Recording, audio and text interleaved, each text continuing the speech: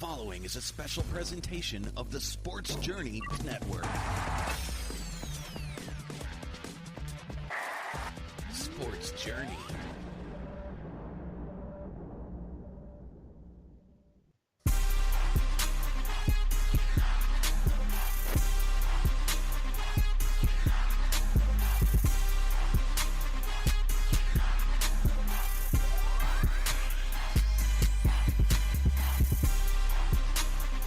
Welcome, ladies and gentlemen, to the breakdown.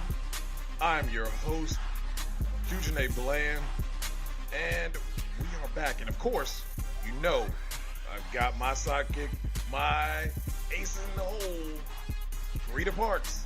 How's it going? Yes, I am here in the building. Everything is good. It's been a fun week in sports. I mean, a lot of things going on. Yeah. And we'll start this show off talking New Orleans Saints.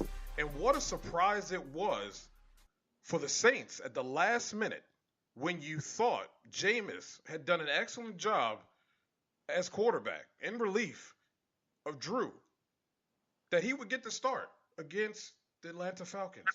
But no, not so fast. Taysom Hill gets the start over Jameis Winston. What was your thought initially when you heard this news? Initially, I had mixed emotions, I should say, because it wasn't completely a surprise that Sean Payton really loves Taysom Hill and thinks that he has a lot of potential to be a starting quarterback in the NFL. But on the other end, I was surprised because in your mind, the next man up is Jameis Winston, not Taysom Hill. Right. So from that perspective, it was quite a bit surprising because I think everybody expected Jameis Winston to be a go, especially since he is the one who replaced Breeze in the game before. So that was an interesting turn of events. It really was. I thought Jameis played well. I thought he had a couple plays where they could have been picked, and it was kind of like the old Jameis. But for the most part, he looked like he had command of the offense. He looked really comfortable back there, made some really smart decisions with the football. And then when they decided to go with Taysom, I was like, okay. But I do understand that Sean Payton needs to know whether he has a future with Hill. And, you know, Hill was 19 or 18 of 23 for 233 yards. He ran the ball 10 times for 51 yards and 2 TDs. He didn't have any passing TDs, but he didn't have any interceptions. I thought he played well. He looked comfortable in the pocket. I like how they came out and basically didn't make him an obvious running quarterback. I mean, he stood tall in the pocket. He made some really nice throws. He could be a little bit more on time, but that's given time because obviously he comes in more and he does play a lot, but he plays as a wide receiver, tight end. And when he does come in at quarterback, he's usually going to be running the football. But overall, I thought he played well. Now, it was a good selection to go against an Atlanta Falcons team that defensively is very inconsistent and they can't close out games. So, thought it was smart there. But let me ask you this question. Do you think Taysom will continue to have the same success that he had against the Falcons on Sunday, or the more tape that teams get on him, do you think that will change in the next couple of weeks? Similar to what we saw with Tua for the first 3 or so games, he was lighting it up. And I think the more tape teams have gotten on Tua, they were able to expose his weaknesses in this past game. So what are your thoughts about that? That's a good question. And I tell you what, if you'd have asked me this about 4 days or 3 days ago, I'd have been like, I think he'll get figured out. But when you look at the tape and you look at what they did during that game, they didn't even go deep in their bag of tricks of what they can do with Taysom Hill and his versatility with the run and that pass option. They didn't go into too deep into their bag of tricks. They kept it pretty simple. I think though, given the fact that they didn't get guys like Traquan Smith heavily involved, it was really the Michael Thomas show. They only had one or maybe like two targets, I believe, or at least I think it was like one catch by Cooks. So they had a couple other guys get involved, but it wasn't a heavy distribution to a lot of people in the passing game. They also didn't move the pocket a lot with the bootlegs to the left or the right, getting him in open space to make him a potential runner to open up the pass down the field for deep balls.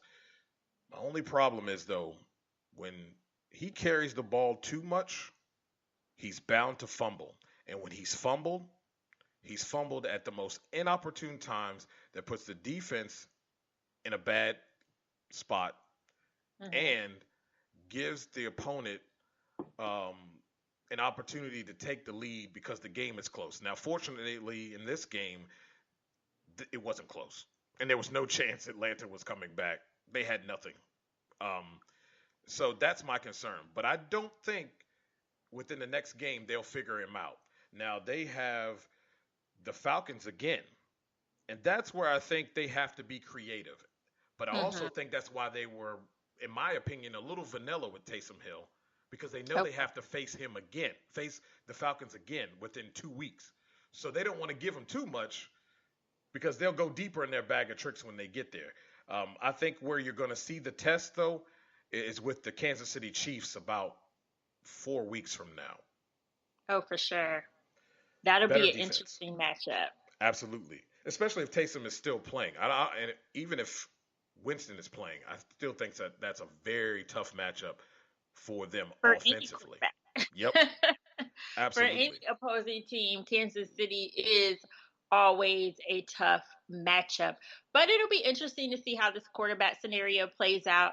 Don't get me wrong, Jameis took a very cheap deal to go to New Orleans, but I wonder how he feels because he went to New Orleans to be a backup. And now you're essentially, he's still a backup, but you kind of got leaped over or whatever. However, Right. Taysom Hill has the bigger contract, and if Sean Payton does see him as their quarterback after Drew Brees, and it does make sense that he has to see what he has with Taysom, and this is the opportunity. Right. And Jameis knew that this was an opportunity for him to really step back and learn from two great minds. And this could be an opportunity for him to gain a starting job here with New Orleans, or maybe this catapults him to get a starting job elsewhere and get paid. Either way, Right. This is going to be a great experience for him, just the knowledge that he's gaining. And I have to say, in his time that he's been out there, he looks like he's learned something, and he looks more comfortable. Now, if he can get rid of those every blue moon Jameis moments where he throws those "what were you doing" type of picks, Right. I think he can really have that second burst of his career and really look good going forward. But the Saints will go against the Denver Broncos this weekend, and they lead every category when it comes to statistics. They lead everyone defensively, offensively. So anything can happen. It's 2020, but I expect the Saints to win on Sunday and take this thing to 9-2 on the year. Any given Sunday, but like you said, they should be able to win that game. Absolutely. And that is it for this segment, ladies and gentlemen. When we come back, we're going to talk a little Washington Wizards. And the NBA draft was around the corner, and we're going to talk about those draft picks. We're going to talk about John Wall and a possible trade. We'll talk about it when we get back. Breakdown.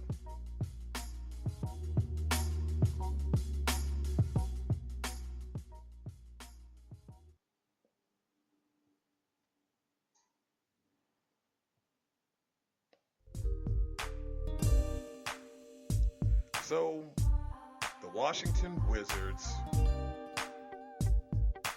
had a nice draft, I think. But before we get into this whole John Wall thing, I'll ask you, since you are our resident go-to for the Washington Wizards and their coverage, what did you think of the Wizards draft? The Wizards had a solid draft. They filled as many holes as they could. Obviously, they couldn't fill everything. A lot of fans are asking, what about a wing? What about a wing? And I think right now they are expecting their new draft pick, Denny, to be able to play wing. Apparently, he's extremely versatile. We don't know a lot about him because he played in Israel. Yeah. So we don't have a lot of tape on him. However, he's supposed to be a versatile small forward, and they expect for him to play wing, as well as Isak Bonga. They brought in some depth with Robin Lopez at center. Thomas Bryant is still expected to be the starter. And then they signed quite a few other people, Cassius Winston. I should also say Admiral Schofield. They sent him away, so he is no longer a Wizard, but they made some pretty solid signings. Also, they retained Garrison Matthews, and they locked down Davis Bertans, which was a priority. He's a shooter, and they're expecting him to be a major, major piece for Bradley Beal and John Wall. And that's what they needed. Let's address this trade thing. First of all, I know. This whole trade thing, when I first heard of it, I'm thinking to myself, are you dumb? I mean, I get it.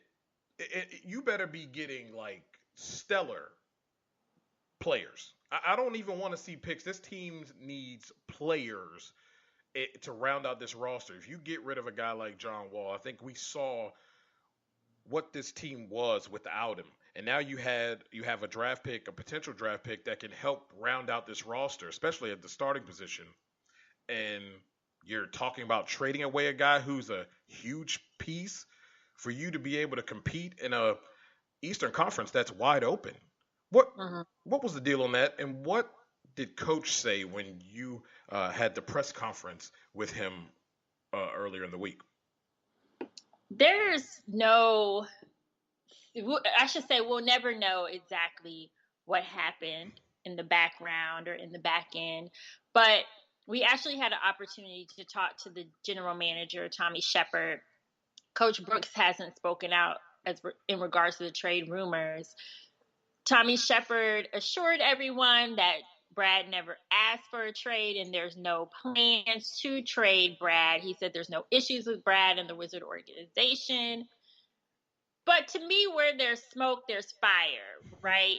Yep. These rumors, they don't always materialize, but a lot of times they don't come from nowhere, especially when you have Shams and Woj being the ones to break that news. Exactly.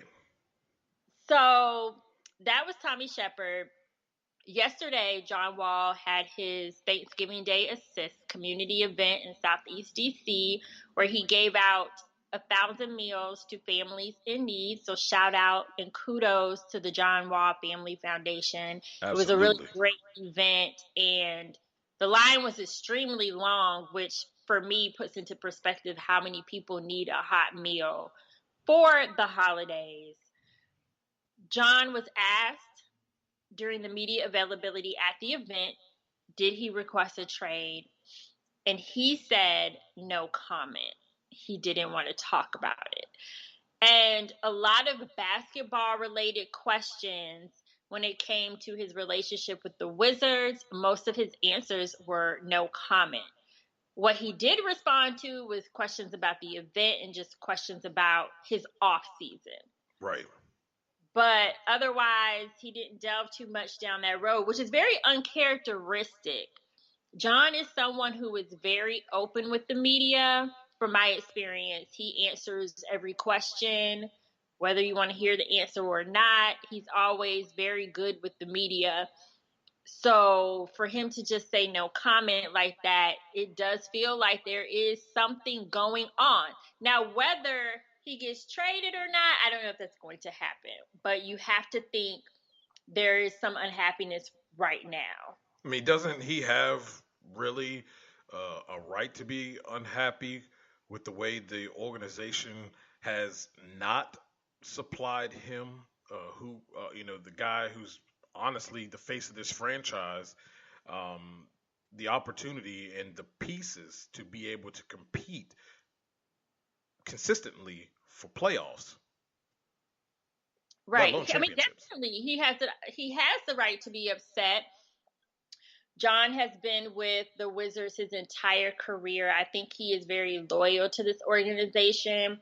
So if those trade rumors were true, as far as the Wizards talking to the Rockets for a Russell Westbrook trade, if that was true, I'm sure that rubbed him the wrong way.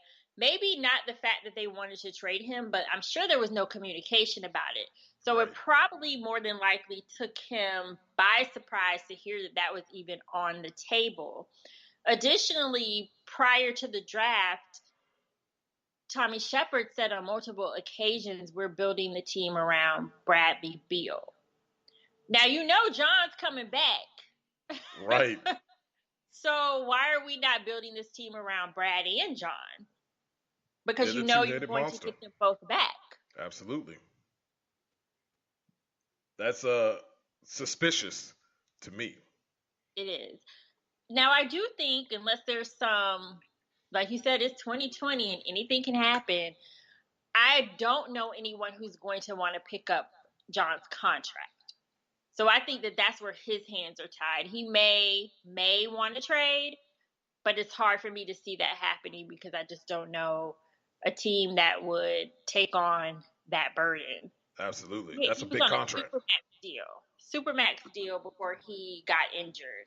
Yep. But here's the bright side of all of this. If John returns as a Wizard, he's going to have a chip on his shoulder. So I think we're going to see a John Wall that balls all the way out because he wants to let people know this is my team. I think that's how he feels. And I don't think it's any beef like with Brad or anything like that. Right. But 2 years is a long time not to play. That is true. But you can't just say you're building the team around Brad when you know good and well you're about to get John back. Absolutely. Absolutely. I I think that he did an excellent job by taking the high road, and I agree with you. John don't hold anything back. And if it is what it is, he gonna tell you exactly what it is, and he gonna tell you exactly how it is. Point blank. Period. That's it. He took the high road. I think that's big of him, especially if you end up staying there. You don't want to go around with you know a can of kerosene lighting bridges on fire, because you may still have to work there. And you got teammates. You have to be a leader. And I thought that was huge of him, even if this was something that blindsided him. I agree with you. He's going to be a mean, mean machine this year. And if they can just get it together a little bit, the Eastern Conference is open. They can get a playoff spot.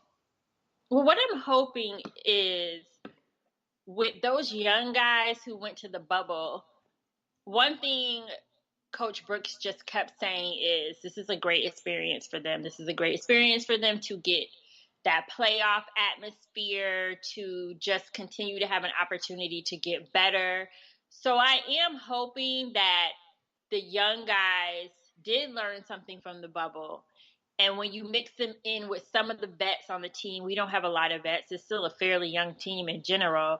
But when you mix it all together, I'm hoping that they can do some damage. Right. And that there's more guys who can step up and make it happen. I mean, Rui, he was growing throughout his rookie year. I think he will come back and be pretty solid. And then, like we talked about, we have the new draft pick. We'll have to see what he can do. Like I said, I haven't seen him play much. And then there's the additional signing. So hopefully this all pans out to like at least an 8th seed or something. Exactly. Because I mean, you look at just in the bubble with the top five, Mm-hmm. the fifth place team in the East had 44 wins. That's doable. And they only had five this year. So think about it. They can get there Yeah, for in this sure. conference. This is not hard. I think the eighth place team had 33 wins. They were 33-40. And the Wizards, without Wall, in all this COVID season, still had 25 wins. It's not great, but still, they were right there. Now, think about how many wins you get with the draft picks, some of the signings, and getting Wall back. They could easily get 35 wins. I mean, if you get 40 wins or 45 wins, you're in the top six this year. You get 40 And wins, you're sealed at 7. and to your point, when they went to the bubble and lost additional games, they didn't have Brad. They didn't have Yep. Davi. So they were missing two core pieces. And there were a couple other people I think that didn't end up making it to the bubble. So that also added to the record. So yeah, hopefully if everyone can stay healthy and pending that John Wall is back to pre-injury form, they definitely should make some progress this season. And like you said, they should be in the playoffs for the Eastern Easy. Conference. I'm calling it right now. You guys can mark it on your calendar. Dujunnea Bland said the Washington Wizards will make the playoffs. They will have more than 40 wins this upcoming season. They will make the playoffs. I'm calling my shot. And if I lose, I will be right back here on this show and tell you that I was wrong. But I'm not going to be. I'm rarely wrong. Just know that. Okay? Oh, okay. Well, mic drop. That's it. Any parting shots before we go to our break that we need to know about the Wizards going forward and before the season kicks off? No, not right now, but we're just getting to that point where the season will be kicking off in a couple weeks, and I'm sure we're going to be hearing more from the Wizards because the NBA is back. I'm excited. I'm so excited. Yeah. And with that, we're going to go to a break. And the Washington football team doesn't have to worry about winning and going on a bye week this week. We'll talk about it right after the break.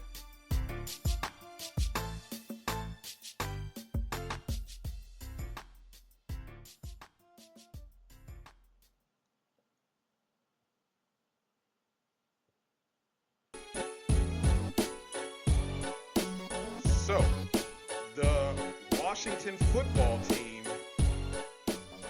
the last time they beat the Cowboys, they had to go on a bye week. And many in the media felt that bye week was a hindrance, myself included. I felt that the Washington football team had an opportunity to generate some momentum. And when you have a young football team and you go on a bye week, it's kind of a reset button. And that kind of showed when they played, I believe, the Giants. So now they come into the Cincinnati Bengal game, and I'm going to tell you, I didn't pick them to win. Joe Burrow is playing lights out. I'm going to ask you, Carita, do you believe that Washington wins this game if Burrow is still in the game? Ooh, put me on the spot with that one. I'm going to say no. Just because before he went out of the game, he was moving the ball fairly decent against Washington. The defense played well enough in the first half. They had some bright spots. They did. But they didn't really turn up until the second half when Burrow was replaced. So a win is a win, but I think if he would have stayed in the game, I don't think they would have won. See, because, like I said, he was moving the ball very well against the defense. And unless Washington made some adjustments at halftime, I just don't see how that would have changed. Yeah. I only thing that I would say with this, and I don't want to use it as, oh, well, if I'm just saying, let's call a spade, and that it is what it is. If he's in there, they were moving it too well, and the secondary just was a step behind every time. Um, I made the comment on another show that I was on Monday, talking about the fact that this secondary, at times, it's not the fact they don't know where they're going; they're just a step late. I mean, you saw that with the passes that Burrow threw.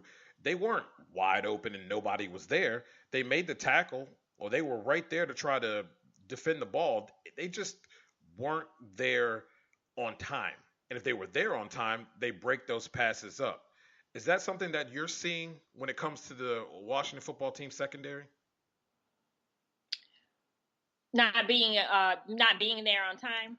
Yes, not being on time when it comes to knowing where they need to be within the confines of the defense. You see cornerbacks like Jimmy Moreland break on the receiver. They know where the ball is going. They see where it's going, but they're a step behind, just a step behind, and that's why the defender ends, or the offensive player ends up getting the ball and making that catch. But they're right there to make the tackle.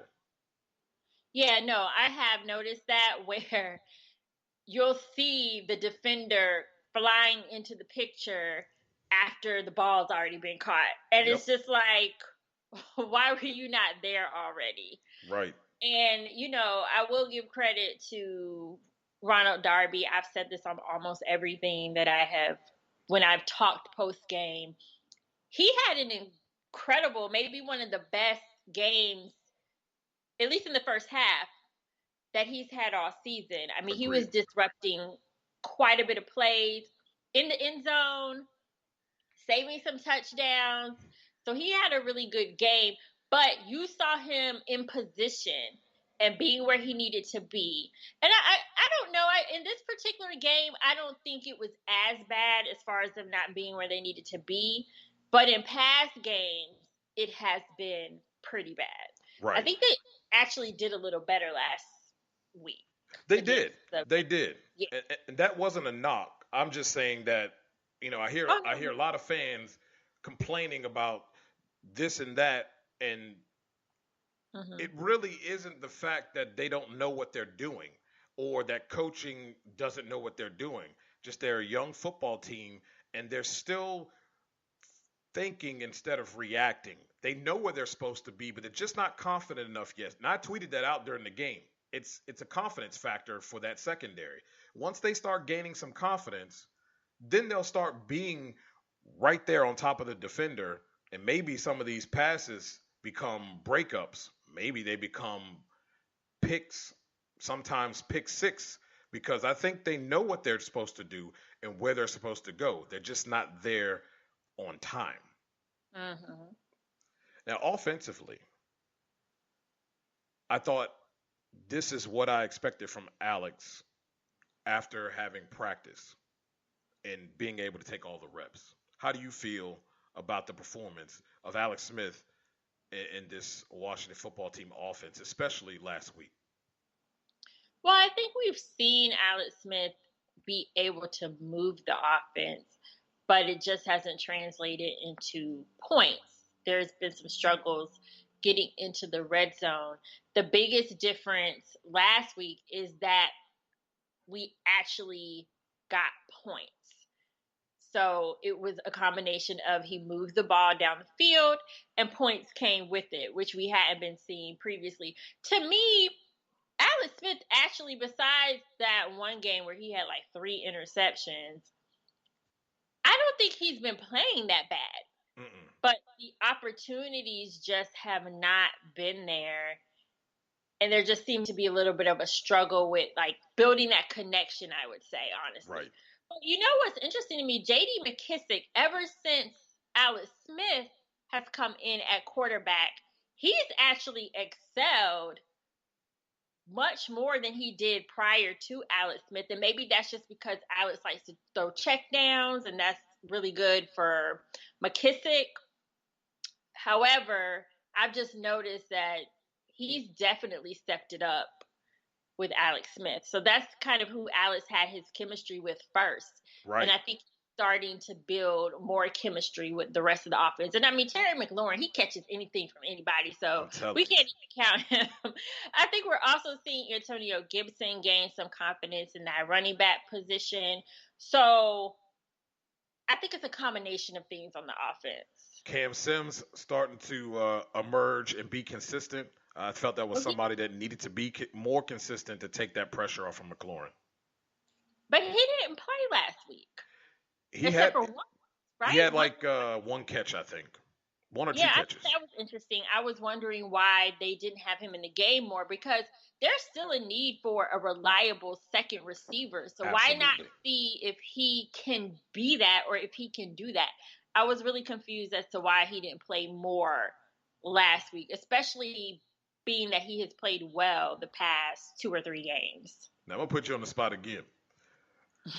What is this an Alex Smith thing, or why it's inconsistent, or this Scott Turner not having enough experience to create a fluent game plan so that the offense seems to be have better flow? Because that's something Lake tweeted out during the game too, about the flow of the offense and the play selection. Do you believe it's the quarterback or the play caller? I'm going with the play caller because I've seen this issue all season, and we're on the 3rd quarterback. Yep. So to me, that's not a quarterback issue. That's a play calling issue. And he's just not very innovative. It's just so vanilla. Agreed. Can we get some creativity? You have nothing to lose at this point. Not at 3. Can we get some creativity? I'm not personally liking the offensive play calling, and I do think that has a lot to do with the struggles on offense. It's not the only thing, but I believe it's a very key factor. And 3 quarterbacks can't be. And, here's something else I'm going to say. I think, in the Dwayne Haskins situation, he really took an L because of the offensive play caller, in my opinion. Yep. I personally think that he couldn't develop a game plan that worked for Haskins. So they wanted to move on to Kyle Allen. That's who he's familiar with. And, that worked out okay. And here we are now, Alex Smith. I think Alex Smith just has more experience at this point, so he can make it work. Absolutely. I don't have to add anything to that. Y'all heard her, and she was right. Because this looking like some doo-doo a lot of the times. I can find guys who play Madden that call better plays than what's been called here as of late. Now, this team got a win against the Dallas Cowboys and had to go on a bye week. How important is it, not just for their confidence to get that win against the Bengals, but now they get to come in, the lights are going to be bright no matter how both of these teams are trash. Let's just get that out the way. But with that being said, the lights are bright. This is another building block for them. They're playing a division foe on national TV. How big is this for this football team, and the fact that this football team is young? What does this do for their confidence? Oh, it's an additional confidence booster, which is what they need because they are young. And they haven't won back-to-back games this season. They've barely been able to win games. So to be able to add another win a week after you just played and against the Cowboys, which no matter how good or bad either team is, that's just a rivalry. It is. So to be able to do that again is definitely going to be a confidence booster. So I think it'll be interesting. I'm not going to be, some people are just like, Washington, they're definitely going to beat them. I think I'm going to wait and see. I don't think it is a sure thing. I hope they do. Because like you said, they need that additional motivation going forward. But I'm not just completely convinced that it's not going to be some work. There we go. Agreed. Because my thing is this: you're never as good as you were last, and you're never as bad as you were last. You're somewhere in between. And both of these teams, Washington looked like they improved. Dallas, surprisingly, I'm going to tell you they had help from Kirk Cousins, Mm-hmm. but they won. They fought, but I still don't think what they showed last is who they really are. So I'm with you. I don't know who's going to win this game. I think it will be very, very interesting game, and whoever comes out and can pick up where they left off last week, cut Mm-hmm. out the nonsense and the turnovers, can win this game. But even still, with no turnovers, those both teams could have no turnovers, and this game could still go either way. This is a 50-50 ball game. I don't think you can definitively say that, oh, the Cowboys are going to beat them or Washington's going to beat the Cowboys. It's over. There's no question that they're going to win. I don't think so. I think this is a roll of the dice. It could be anyone. I'm 100% on the same page. So on Thanksgiving Day, they will play the Dallas Cowboys. Um, it's going to be fun. I think everybody should sit back and enjoy this game because it's going to be a good one. Houston and Detroit. Who you got for that game? Ooh, Houston and Detroit. Gosh. I'm going to give Houston a chance there. I've seen Detroit. They played Washington. They played Carolina. But I am going to go with Houston. I think they're capable of beating the Lions. I'm going to go with Detroit because I'm going to go with the last ditch effort by Matt Stafford. He's going to throw a touchdown pass, and that's going to be it.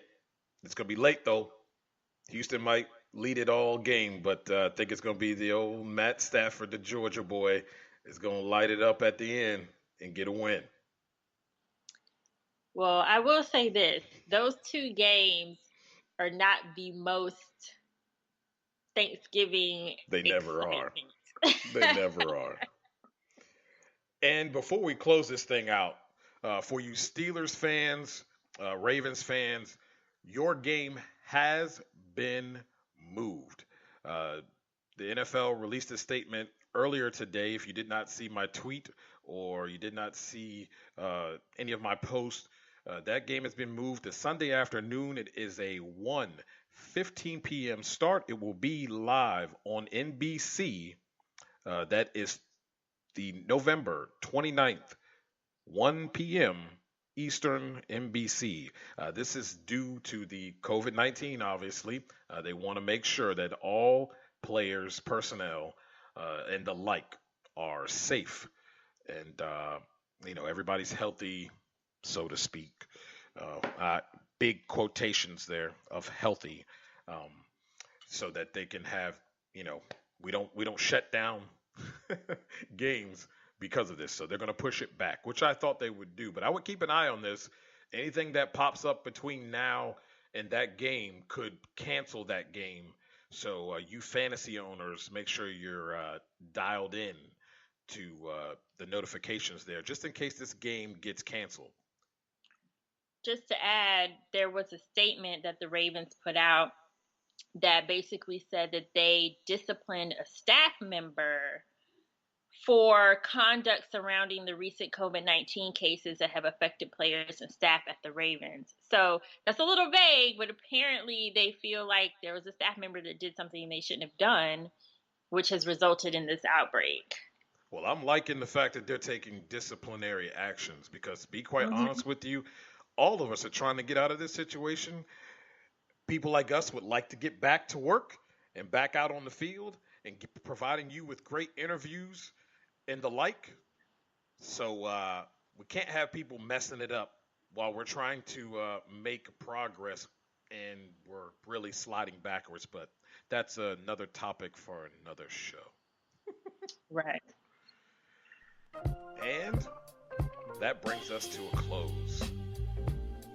It's been a fun show. A fun show. It has been, as always. And you've been working really hard. I see all the stuff that you're posting there with Double Take Sports, the 3-point conversion. Tell us what you got going on and what your plans are for the holiday. Well, for the holiday, I was just talking to you beforehand. I am cooking so much food. And you guys, I am not going to probably be able to eat all this food, but it's what I want for Thanksgiving. And since with COVID, we cannot gather largely with family, I'm going to follow the rules and make sure I eat good. So that's what I'm doing for the holiday. We all missing out, baby. We all missing out, guys. I'm going to tell you that right now. She throws down in the kitchen. I even made a turkey. You see, if you follow her on Instagram, you know. I even made a turkey. Look out. Yes.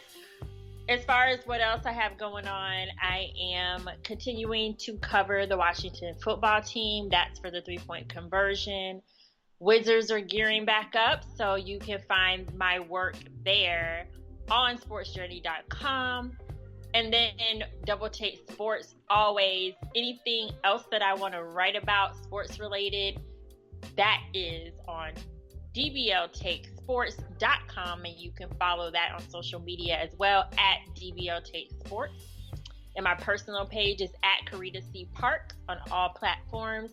And if you can't remember all that, just follow my personal page because I put out all of my work, so you'll figure out where to go. Exactly. Sounds like a lot going on, but it's a lot of good stuff going on. Me, I've been busy trying to get my house ready. So this is where you'll find me for right about now as I'm going through a transition. But I will be getting back to writing real soon in 2021. You can find me at NotBland21. I'm not doing too much work this week. For the rest of this week, though, so I will be chilling.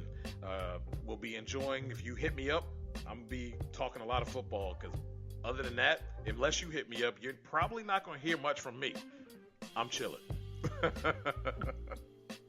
But we thank you so much.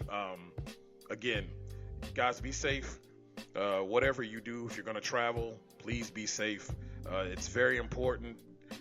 We don't want to lose any more people than we already have in this year. It's been a tough year for everyone. So be safe, mask up, keep your distance, and please don't have too many people at your house.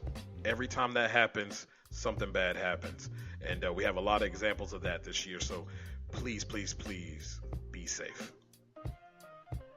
And we'll talk to you guys again after the holiday next week, right here on The Breakdown.